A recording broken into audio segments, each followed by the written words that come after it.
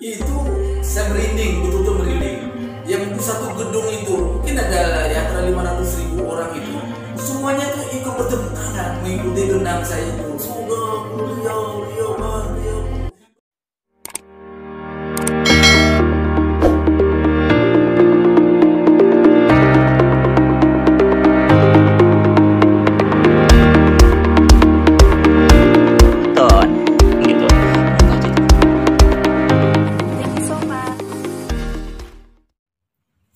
Assalamualaikum warahmatullahi wabarakatuh. Waalaikumsalam warahmatullahi wabarakatuh. Wow, ini saya senang sekali karena saya bertemu mutiara yang telah lama saya cari gitu. Saya nggak puas kalau cuma sekali. Kita akan mungkin bertemu dengan Bapak ini karena kita sebagai generasi muda harus belajar daripada orang-orang tua bagaimana bijak, bagaimana berkarya. Pak, ini pertemuan kita yang kedua ya Pak ya. Saya tuh penasaran dengan karya-karya Bapak. Banyak sekali ya, Air Mata Musim Gugur, Air Mata Barzanji, apa? Iya, Air Mata Barzanji. Air Mata Barzanji banyak sekali. Tapi ketika saya ketemu Bapak ini, saya melihat Bapak membaca puisi sambil sambil mengotok-ngotok mimbar gitu dengan riau. Itu dengan saya tahu Bapak itu melakukannya bukan sekali, tapi kesungguhan Bapak itu melakukan itu sangat mempesona saya. Nah, saya penasaran nih, boleh cerita sedikit tentang bagaimana proses membuat puisi yang judulnya apa Pak? Riau Extravaganza. Oke, Riau Extravaganza, silakan. Ya. Jadi itu memang perenungannya itu ada beberapa bulan ya. Karena waktu itu saya melihat saya ingin menyorot tentang negeri Riau tempat saya berada. Ini negeri Riau ini mau dibilang maju, kok orang lain ada yang lebih maju. Kok dihilangkan terbelakang, ya masih ada kemajuan sedikit.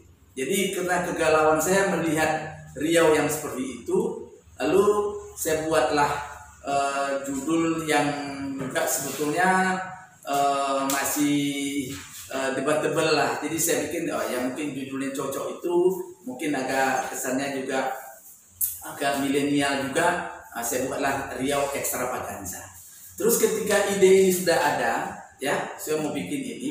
Saya hanya akan membuat bahwa ekspresi saya dalam Riau Extravaganza itu ekspresi yang bagaimana kegaguan, bagaimana gagap, bagaimana sesuatu yang menghentak, sesuatu yang namanya kita lagi geram, ya, yang kita lagi penasaran, lagi marah, ya, melihat situasi kok Riau ini kaya, tapi nasib rakyatnya juga masih miskin seperti itu. Akhirnya saya cobalah membuat renungan itu, kan setelah ada beberapa bulan ya.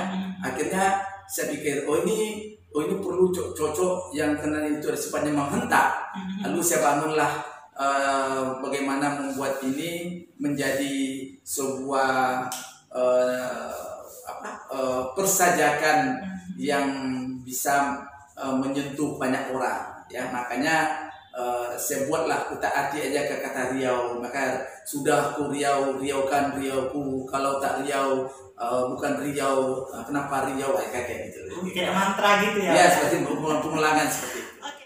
Saya ini kembali ke teknik bagaimana Bapak memukul mimbar itu. Apakah kemudian ide itu muncul setelah puisi itu ada? Wah, bagaimana cara saya menyampaikan puisi ini? Atau memang ketika proses pembuatannya ini sudah kepikiran bagaimana cara bacanya? Belum. Jadi saya buat dulu rima dalam batin saya saja ya. Sudah ku riaukan Riauku, seperti itu ya. Kalau tak riaukan sajalah, itu yang itu ya. Waktu itu saya pikir ini cocoknya dibaca ini karena saya udah bertemu temponya, tone-nya juga udah ketemu. Makanya saya coba. Ya sudah ku riaukan Riauku, kalau tak Riau bukan Riau, kenapa Riau jadi Riau. Akhirnya saya menemukan sendiri itu. Lalu dalam beberapa atraksi ketika saya diminta untuk membaca puisi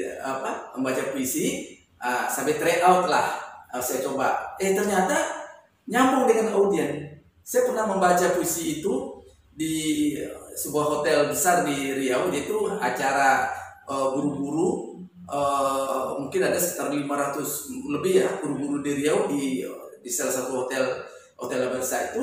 Waktu itu lagi menunggu penutupan itu oleh Pak Gubernur, masih Pak Rusli ya. Waktu itu saya didaulat tiba-tiba oleh MC. Saya hadir di situ. Oh ini Pak Purnas baca puisi. Karena saya sudah pede tadi dengan membangun tempo, membangun tonnya itu akhirnya saya pukullah podium itu saya merinding, betul-betul merinding. Ya mungkin satu gedung itu mungkin ada ya antara 500.000 orang itu semuanya tuh ikut bertepuk tangan mengikuti gendang saya itu. Sudah Riau bertepuk tangan. Jadi semakin audiensnya menyambut, saya kan semakin semakin termotivasi lagi membuat sesuatu. Saya waktu itu udah supply ketika jadi itu memang kombinasi lah. Jadi ritmik itu dibangun dari rima, dari bunyi seperti itu, kemudian ditambah dengan pukulan-pukulan itu kira-kira. Sampai kemana aja puisi ini telah dibacakan? Mungkin ada beberapa tempat yang bisa diwakilkan. Mungkin. Ada. Jadi kalau di Indonesia itu pernah di Tanjung Pinang ada acara puisi membawa korupsi. Oh itu lebih asik lagi karena itu pakai band.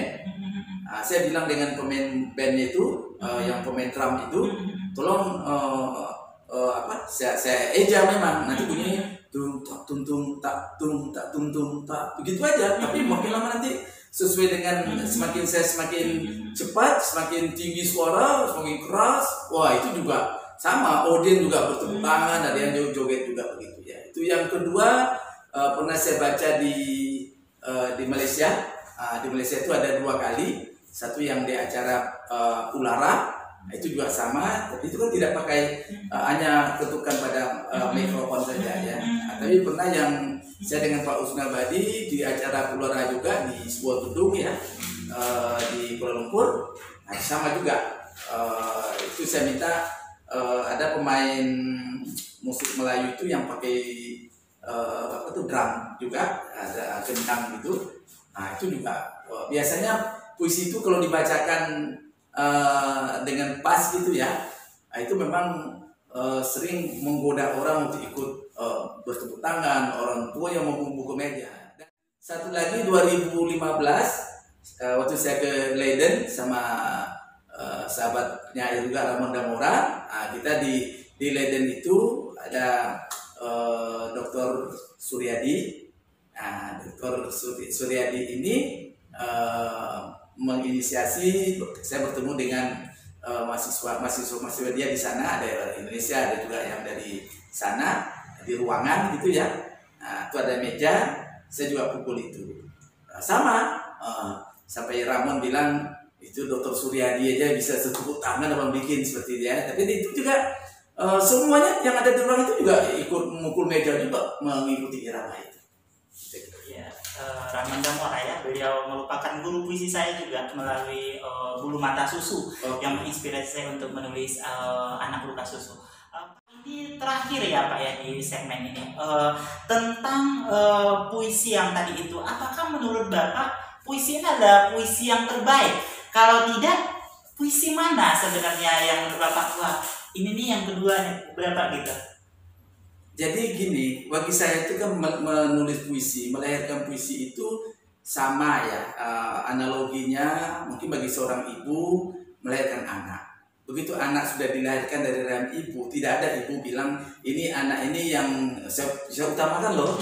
Nah ini tidak ada, jadi sama. Semua yang lahir dari karya-karya puisi saya itu, yang lahir dari saya itu saya anggap itu puisi serius, puisi terbaik, puisi yang mewakili ekspresi suara hati, nyanyian batin saya seperti itu. Jadi tidak ada saya menganggap itu bahwa nanti ada puisi-puisi itu ketika kan ada 2 aspek dari puisi yang kita lihatkan. Satu, puisi kita tulis untuk dibaca orang lain, dinikmati orang lain. Tapi ada juga puisi ketika kita tulis lalu kita bacakan dengan berbagai gaya itu, berarti kan ada efek suara, efek bunyi yang ditimbulkannya. Jadi itu makanya kita akan ketemu dengan puisi yang sukses ketika dibacakan, ada puisi yang sukses ketika hanya dibaca oleh orang lain. Mungkin yang ada yang disebut dengan ada puisi kamar, ada puisi apa gitu ya, seperti itu. Saya mengerti sebenarnya puisi ini beranjak dari mungkin kebanggaan Bapak sebagai orang Riau, tetapi mungkin ada hal-hal yang juga yang harus dikritiki di situ ya Pak ya. Kira-kira begitu atau seperti apa? Yang puisi yang Riau Paganza tadi itu. Iya, tadi kan saya bilang latar belakangnya itu saya nulis, saya galau betul melihat Riau ini. Galau betul melihat Riau ini. Dia kecewa, marah, semuanya. Tapi saya mau lontar kepada siapa? Ya. Nah mungkin saya bilang ke gubernur, lu nggak becus. Oh, Riau ini kok masih begini juga? Karena ini kan mata rantai yang panjang gitu ya. Nah makanya sesuatu jalan, saya pakailah ya. Saya menyebut itu masih otokritik lah, karena saya orang Riau yang juga harus memikirkan nasib baik Riau ini, karena kita ada pembanding terus. Selagi kita ada melihat bandingan bahwa daerah lain lebih berkembang, berarti kita ini masih kurang berkembang, kan gitu ya. Nah, oleh karena itu untuk menggedor suara hati para pemimpin Riau di masa kini, di masa datang ke depan itu, makanya saya buatlah puisi yang menghentak. Memang saya terus itu memang rima menghentak itu saya jadikan sesuatu yang mendorong lahirnya puisi itu, karena ini tidak bisa lagi dibisikkan. Kita ingin mengubah keadaan itu tidak bisa dengan berbisik, tetapi harus dihentak, harus dipekikkan ke telinga orang, harus kita gaungkan dengan sebagai cara supaya mudah orang akan tersentuh. Wow, luar biasa. Saya percaya percakapan ini juga akan menyentuh banyak hati orang lain, di mana kegalauan itu ternyata menjadi sebuah kreativitas yang tanpa batas, yang menginspirasi banyak orang. Terima kasih Bapak sudah hadir di Dunia Aska ya Pak ya. Iya, sama-sama Aska. Kayaknya ini 24 jam wawancara Bapak ini kita nggak pernah puas dengan ini. Terima kasih telah hadir di sini Pak. Jangan lupa pemirsa di rumah untuk like, share, komen, dan subscribe agar Bapak yang luar biasa ini benar-benar tersebar kemana-mana dengan aura positifnya. Amin. Dengan orang-orang yang bakal menulis doa saya. Thank you. Assalamualaikum warahmatullahi wabarakatuh.